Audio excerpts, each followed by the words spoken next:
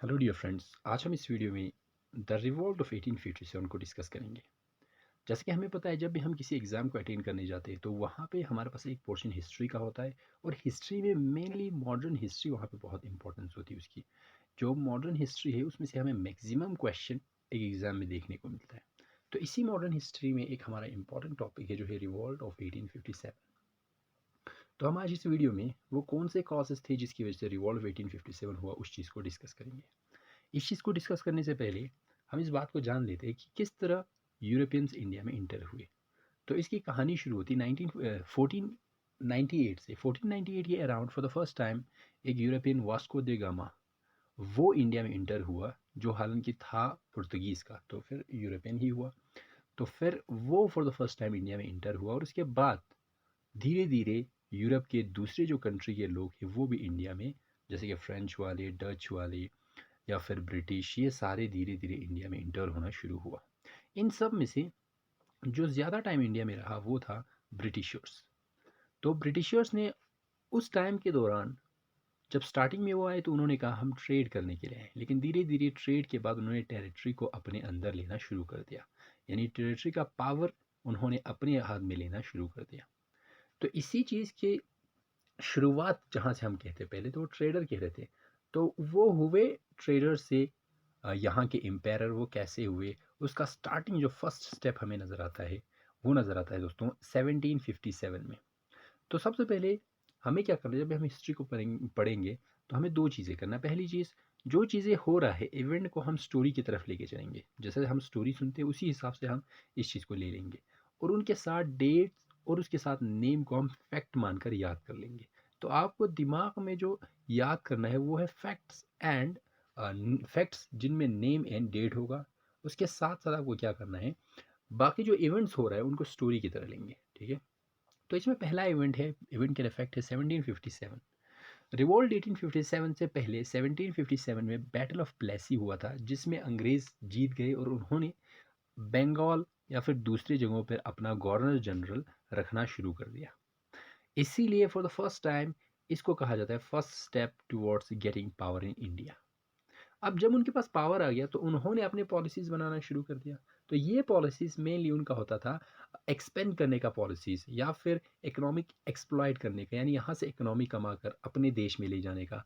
या फिर उसके साथ साथ इनमें एक प्रॉब्लम ये थी कि जो ये एडमिनिस्ट्रेशन चला रहे थे, जो हुकूमत चला रहे थे, उनमें जो लोअर लेवल पे लोग थे वो करप्शन करने लगे।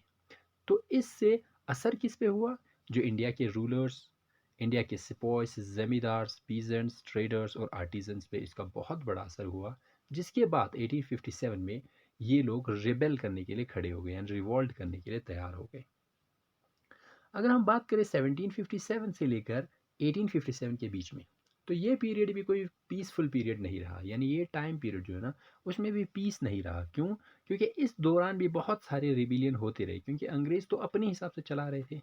उनको कोई सिंपैथी नहीं था इंडियन के साथ, वो अपने हिसाब से हुकूमत चला रहे थे, अपने फ़ायदे को देख रहे थे। तो लोग इससे परेशान होते थे और कोई ना कोई वायलेंस, कोई ना कोई मूवमेंट होता रहता था। जैसे कि कभी पॉलिटिकल वायलेंस होता था, यानी राजाओं की तरफ से उनके खिलाफ वायलेंस हो जाता था। कभी ट्राइबल मूवमेंट, कभी ट्राइब के जो लोग हैं वो मूवमेंट कभी करते थे।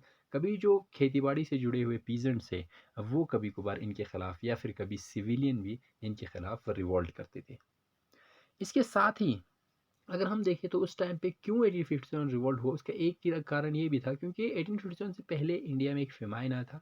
उस फेमाइन के टाइम पे भी जो ब्रिटिश गवर्नमेंट थी उन्होंने रेवेन्यू को कम नहीं किया, क्योंकि जब कहीं पे फेमाइन आता है तो हम क्या करते हैं, उनके ऊपर थोड़ा सा रहम करके पैसे कम करते हैं। लेकिन यहाँ से उन्होंने क्या कर दिया, पैसे इन्हेंस कर दिया, यानी बढ़ा दिया। जितना रेवेन्यू वो कलेक्ट कर रहे थे इंडियन से, उस रेवेन्यू को बढ़ा दिया फेमाइन के टाइम पे भी। तो इनकी वजह से क्या हो गया, रिवॉल्ट इंटरनेशनल आना शुरू हुआ। अब हम थोड़ा डीपली डिस्कस करेंगे इन सारे कॉजेज़ को, जिनको हमने अभी अभी थोड़ा सा इंट्रोड्यूस कर दिया। तो आगे बढ़ते हैं हम मेजर कासेस ऑफ रिवॉल्ट 1857। अगर हम रिवॉल्ट 1857 के मेजर कासेस में देखते हैं, बहुत सारे कासेस हैं। तो इसमें से जो पहला हमारा कास है वो है इकोनॉमिक कासेस। इकोनॉमिक कासेस में अलग अलग कैरेक्टर के अलग अलग रोल रहे हैं। यानी जो अलग अलग सेक्टर थे हमारे इंडिया के, उनका अपनी हिसाब से ऐसी मजबूरियाँ आई जिनकी वजह से इनको रिवॉल्ट करना पड़ा। जैसे कि पीजेंट्स क्यों रिवॉल्ट पे आए, इन पे इकोनॉमिक इफेक्ट क्या पड़ा। तो पीजेंट्स पे बहुत बुरा असर पड़ा, क्योंकि जब ब्रिटिशर ने पॉलिसी बनाना शुरू किया तो उसमें अलग-अलग किस्म के सेटलमेंट पॉलिसीज़ बनाना शुरू किया, जिसमें वो क्या करते थे, पीज़ेंट से बहुत सारा रेवेन्यू लेते थे। अब जो पीज़ेंट्स खेती-बाड़ी कर रहे हैं, उनको क्या करना पड़ता था, अपनी खेती-बाड़ी पे रेवेन्यू जनरेट करना पड़ता। अब रेवेन्यू तो ऐसे ही जनरेट नहीं होगा, क्योंकि उन्हें रेवेन्यू जनरेट करके अपने लिए भी रखना है, उसके साथ-साथ अंग्रेज़ों को रेवेन्यू भी देना है। तो वो क्या करते थे, अपने फसल को उगाने के लिए किसी ट्रेडर से या किसी मनी लेंडर से वो पैसे ले लेते थे, ताकि उसमें सीड्स ला के वहाँ पे खेती बाड़ी कर सकें। और अगर मान लो उस टाइम पे फसल अच्छी नहीं आई, तो उनको क्या हो जाता, नुकसान हो जाता था। और वो बेचारे जो पीजेंट्स थे, उन्होंने तो लोन लिया हुआ था ट्रेडर्स और बाकी मनी लेंडर्स से, और साथ ही साथ उस लोन पे तो इंटरेस्ट भी देना होता था। तो जब वो पैसे नहीं चुका पाते थे फसल ख़राब होने की वजह से, तो फिर वो मनी लेंडर्स या ट्रेडर्स उस ज़मीन को उनसे हड़प लेता था और उनको उस ज़मीन से हटा देता था और ज़मीन को अपने अंदर लेता था। और इस प्रोसेस में जो ब्रिटिशर्स होते थे, वो हमेशा ही मनी लेंडर्स या ट्रेडर्स के साथ होता था। इसीलिए पीजेंट्स अब ब्रिटिश से बहुत ज़्यादा नाराज़ हुए। एक तो इनकी अनपॉपुलर सेटलमेंट की वजह से, दूसरा इनका साथ देना, किसके, मनी लेंडर्स के साथ देना, उसमें भी इनको बहुत ज़्यादा गुस्सा आता था। फिर दूसरा है, इसमें दूसरा करेक्टर हमारा है आर्टिजन हैंडीक्राफ्ट्स। अंग्रेज़ों के आने से पहले इंडिया में बहुत बड़े लेवल पे हैंडीक्राफ्ट्स और आर्टिजन्स का बहुत बड़ा काम होता था, लेकिन अब इनको ये काम करने के लिए पैट्रोनेज मिलता था रूलर्स से और नोबल से। लेकिन जब अंग्रेज़ इंडिया में आए तो उन्होंने रूलर्स को हटा दिए, नोबल्स को हटा दिए। तो इससे क्या हो गया, इनको पैट्रन करने वाले जो लोग थे वो ख़त्म हो गए। अब अंग्रेज़ तो इनको पैसे देते नहीं थे, इनको फाइनेंशियल सपोर्ट देते नहीं थे। जो फाइनेंशियल सपोर्ट देने वाले, जैसे कि रूलर्स या नोबल्स, उनको तो अंग्रेज़ों ने हटा दिया। तो हुआ क्या, इसके साथ ही ब्रिटिशर्स ने ऐसे पॉलिसीज़ लाए जो इंडियन आर्टिज़न जो सामान बनाते थे उनको डिस्करेज करना शुरू कर दिया। और जो ब्रिटिश से जो सामान आता था या ब्रिटिशर के बनाए हुए सामान, मशीन से बनाए हुए सामान, उनको ज़्यादा इनकरेज करने लगा, उनको ज़्यादा बढ़ावा देने लगा, उनको ज़्यादा प्रमोट करने लगा। तो इससे आर्टिज़न को धीरे धीरे नुकसान आने लगा, क्योंकि आर्टिज़न का जो प्रोडक्ट था वो बिकने से बाहर रहा, यानी बिकना ख़त्म हो गया। तो अब आर्टिज़न वो काम कैसे करेगा जब जहाँ से पैसे ही नहीं मिल रहा है। तो ये बेचारे आर्टिज़न जो हाईली स्किल्ड थे, उन्हें अपना काम छोड़कर दूसरे काम ढूंढना पड़ा। लेकिन उस टाइम पे क्योंकि इंडिया में इंडस्ट्रीज़ नहीं थी, तो दूसरे काम भी मिलना मुश्किल हो गया। तो इसीलिए क्या हो गया, उनको बहुत गुस्सा हो, उनमें बहुत ज़्यादा गुस्सा भरी है, क्योंकि अब तो वो अनएम्प्लॉयड हो चुके हैं। इसीलिए अंग्रेज़ों के ख़िलाफ़ आर्टिज़न और हैंडीक्राफ्ट के लोग भी अब जुड़ने लगे। फिर तीसरा सेक्टर जो होता है सोसाइटी के, जिनको अंग्रेज़ों के ख़िलाफ़ उठना पड़ा, वो था ट्रेड और मर्चेंडाइल से जुड़े हुए लोग। जैसे कि हमें पता है उस टाइम पे इंडिया में बहुत ज़्यादा कॉटन और टेक्सटाइल प्रोड्यूस होता था, लेकिन अंग्रेज़ों ने क्या कर दिया, वन वे फ्री ट्रेड कर दिया। वन वे फ्री ट्रेड का मतलब ऐसा कर दिया कि जो बाहर से सामान आ रहे थे उनको टैरिफ फ्री कर दिया, यानी टैरिफ ड्यूटीज़ जो देना था वो कम कर दिया। और इंडिया से जो सामान बाहर जाना था उन पे टैरिफ ज़्यादा लगाया। तो इससे हुआ क्या, इंडिया के जो ट्रेड और मर्चेंडाइल जो प्रोड्यूस होते थे ना, जो भी प्रोडक्ट, वो कम बिकने लगा और ब्रिटिशर्स जो प्रोडक्ट है वो ज़्यादा बिकने लगा। तो इससे जो ट्रेड और मर्चेंटाइल से जुड़े हुए लोग हैं वो बहुत नाराज़ हो गए। इनके साथ ही मिड 19 सेंचुरी में, यानी 1850 के अराउंड, अंग्रेज़ों ने इतना रिस्ट्रिक्शन लगाया कि एक्सपोर्ट ऑफ कॉटन और टेक्सटाइल, सिल्क टेक्सटाइल जो बाहर जाता था वो लगभग ख़त्म होने लगा, एंड होने लगा। तो इसीलिए ट्रेड और मर्चेंटाइल वाले इससे नाराज़ हो गए। 2 पॉइंट यहाँ से याद रखना है। पहला, जो इंडियन सामान थे उन पे ज़्यादा टैरिफ लगाया, और जो ब्रिटिश सामान थे उन पे कम टैरिफ, तो ज़्यादा प्रमोशन हो गया। तो दूसरी चीज़, इसके साथ ही मिड 19 सेंचुरी में जो कॉटन और टेक्सटाइल सिल्क था, उसको पूरी तरह से उसका जो एक्सपोर्ट है वो एंड हो गया। फिर अगला आता है इकोनॉमी में ज़मींदार। ज़मींदार पे कैसे असर पड़ा, तो सीधी सी बात है, जो अंग्रेज़ी हुकूमत थी, यानी अंग्रेज़ों की हुकूमत, वो क्या करती थी, फोर्टिफाइड फॉरफिटेड, फॉरफिटेड का मतलब होता है जाली, जाली पेपर बनाकर ज़मींदार से ज़मीन छीनना शुरू कर दिया। अवध के ही एग्जाम्पल ले ले, तो अवध में 21,000 ताल्लुकदार, ताल्लुकदार और रजस जो है वो ज़मींदार जैसे ही होते हैं। तो ये ताल्लुकदार थे 21,000, उनसे लैंड कॉन्फिस्केट कर लिया, कॉन्फिस्केट मतलब छीन लिया। तो जब उनसे अंग्रेज़ी हुकूमत ने लैंड छीन लिया, तो वो बेचारे तो ज़मींदार थे, उनको काम तो करना आता नहीं था, और उसके साथ ही वो भीख मांगने से तो उनको शर्म आती थी। तो इनसे वो बहुत ज़्यादा नाराज़ हो गए और इसको उन्होंने भी कंडेम किया ज़मींदार ने, और इसीलिए वो भी अंग्रेज़ों के ख़िलाफ़ खड़े हो गए।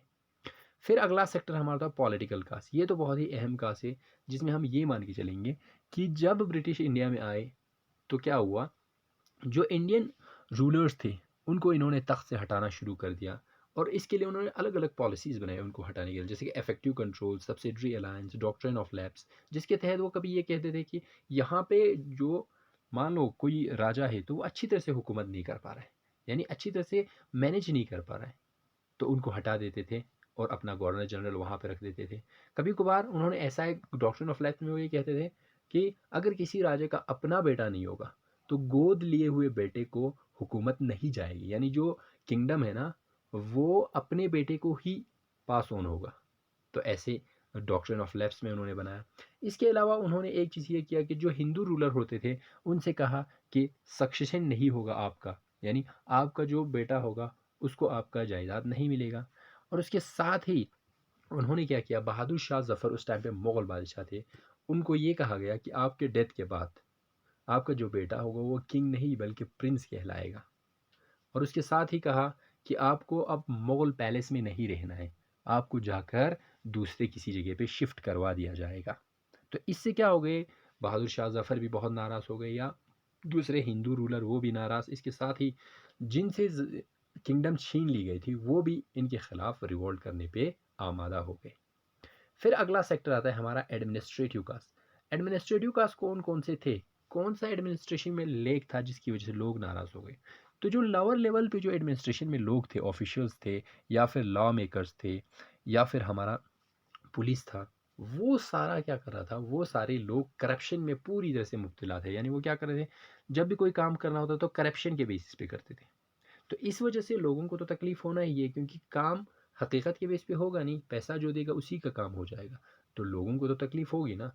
तो लोग इस तकलीफ़ की वजह से इनके ख़िलाफ़ हो गए। उसके साथ हिस्टोरियंस ये मानते हैं कि आज जो हमारा करप्शन है ना, वो अंग्रेज़ों के करप्शन का लेगेसी है, यानी उस टाइम का लेगेसी आज हम लोग कर रहे हैं, उसी की वजह से अभी भी करप्शन जारी है। इसके अलावा अगला कॉस्ट होता है socio religious cost. Socio religious cost में मेनली याद रखना है वो जो रिफॉर्म्स जो अंग्रेज़ों ने कहा कि इंडिया में रिफॉर्म्स लाना बहुत ज़रूरी है। तो उस टाइम पे जो सेक्शन ऑफ पीपल थे, कुछ सेक्शन ऑफ पीपल ये मानते थे कि ये हमारे ट्रेडिशन में इंटरफेरेंस कर रहे हैं। तो इसलिए लोग इनके खिलाफ खड़े हुए, जैसे कि उन्होंने सती सिस्टम ख़त्म कर दिया, विडो रीमैरिज एक्ट लाया, वुमेंस एजुकेशन को ज़्यादा उन्होंने प्रमोट किया। तो इन सारी चीज़ों को बहुत सारे लोग गलत मान चुके थे, क्योंकि हमारे ट्रेडिशन में ये अंग्रेज़ अपना हाथ, अपना इंटरफेरेंस कर रहे हैं, तो इसलिए लोगों में नाराज़गी थी। उसके अलावा क्रिश्चियन मिशनरीज़ का इंडिया में आना, क्रिश्चियन मिशनरीज क्या करते थे, क्रिश्चियनिटी को प्रमोट करते थे। तो इंडिया में जो लोग थे वो ये समझ रहे थे कि हमारी जो आइडेंटिटी है उसको ख़त्म करके हमको क्रिश्चियनिटी में कन्वर्ट करो, और क्रिश्चियनिटी में कन्वर्ट करने के लिए वो क्या करते थे, ईजी वे रख देते थे, आसान रास्ता रख देते, जिससे आसानी से वो क्रिश्चियनिटी में कन्वर्ट हो जाए। इसके साथ ही सोसाइटी में वो क्या करते थे, अगर कोई ब्रिटिश होगा, इंडियन होगा, तो ब्रिटिश को वो सुपीरियर मानते थे और इंडियन जो था उसको इन्फीरियर मानते थे। फिर रिलीजियस में एक कारण ये भी था कि जो मॉस्क थे या फिर जो रिलीजियस दूसरे प्लेसेस थे जैसे कि टेम्पल, उन पे भी अब टैक्स, उनके ज़मीन पे भी टैक्स लगाना शुरू कर दिया। इसके साथ ही 1856 में इन्होंने एक एक्ट लाया जिसको कहा रिलीजियस डिसेबिलिटीज़ एक्ट। इस एक्ट के तहत उन्होंने कहा कि हिंदू में हम मॉडिफिकेशन करेंगे, यानी हिंदू को मॉडर्नाइज करेंगे। तो इससे जो हिंदू थे वो भी उनके खिलाफ खड़े हो गए। फिर आता है हमारा आउटसाइड इवेंट्स, यानी वो कौन से आउटसाइड इवेंट्स है जिसकी वजह से ये रिवॉल्ट हुआ। तो इसमें सिंपल सी 4 इवेंट्स याद रखने हैं। फर्स्ट अफ़गान वॉर जो 1838-43 में हुआ, पंजाब वॉर 1845 से लेकर 49 तक रहा, फिर क्रीमियन वॉर 1854 से लेकर 56 तक रहा। इन वॉर में लोगों को ये लगा कि ब्रिटिश काफ़ी कमज़ोर लगा उनको, तो लोगों ने कहा जब ये कमज़ोर हो चुका है तो हम इनको हटा देंगे। इसके बाद हमारा होता है सिपॉइज डिसकंटेंट, ये बहुत ही इंपॉर्टेंट है। स्क्वायर डिस्कंटेंट में पहला डिस्कंटेंट उनका ये था कि जो ब्रिटिश सोल्जर होते थे उनको तनख्वाह ज़्यादा होता था, अलाउंस ज़्यादा होता था, और उनको कंडीशन, जो इंडियन थे ना उनका कंडीशन बहुत बुरा था, इंडियन जो सोल्जर्स थे उनका कंडीशन बहुत बुरा था, तो सोल्जर्स में बहुत ज़्यादा नाराज़गी। उसके साथ ही 1856 में लॉर्ड कैनिंग ने एक एक्ट लाया जिसको कहा जनरल सर्विस इनलिस्टमेंट एक्ट। इस एक्ट के तहत अगर कोई भी गवर्नमेंट सोल्जर बनेगा तो उसको कंट्री के बाहर भी जाना पड़ेगा, बाहर भी जाके ड्यूटी देना पड़ेगा। लेकिन उस टाइम पे हिंदू का एक कंसेप्ट ये था कि अगर आप समंदर पार करके जाते हो तो फिर आपको क्या करना पड़ेगा, अपना रिलीजियस टूट जाएगा। तो इसलिए उन्होंने सोचा कि ये ब्रिटिशर जो है हमें अपना रिलीजियस तोड़ने पे मजबूर कर रहे हैं, तो इसलिए नाराज़। इसके साथ ही एक बार क्या हुआ था, जब इंडियन सोल्जर बाहर फॉरेन में ड्यूटी दे रहे थे तो उसका अलाउंस आता था, वो अलाउंस दिया नहीं इंडियन को कहा आपको जो फॉरेन सर्विस अलाउंस है, भत्ता है, वो भत्ता नहीं देंगे। इससे पहले भी ऐसे बहुत सारे रिवॉल्ट हुए थे जिनमें ज़्यादा रोल जो सोल्जर का था, जैसे कि 1964 बंगाल में हुआ था, 1806 में वेलोर में, और 1852 में बैरकपुर में, वहाँ पे भी ऐसे रिवॉल्ट हुए थे। तो यहाँ तक हमारा हो जाता है काजेस किस चीज़ के, रिवॉल्ट 1857 के। नेक्स्ट वीडियो में हम आगे इसी रिवॉल्ट 1857 को कंटिन्यू करेंगे।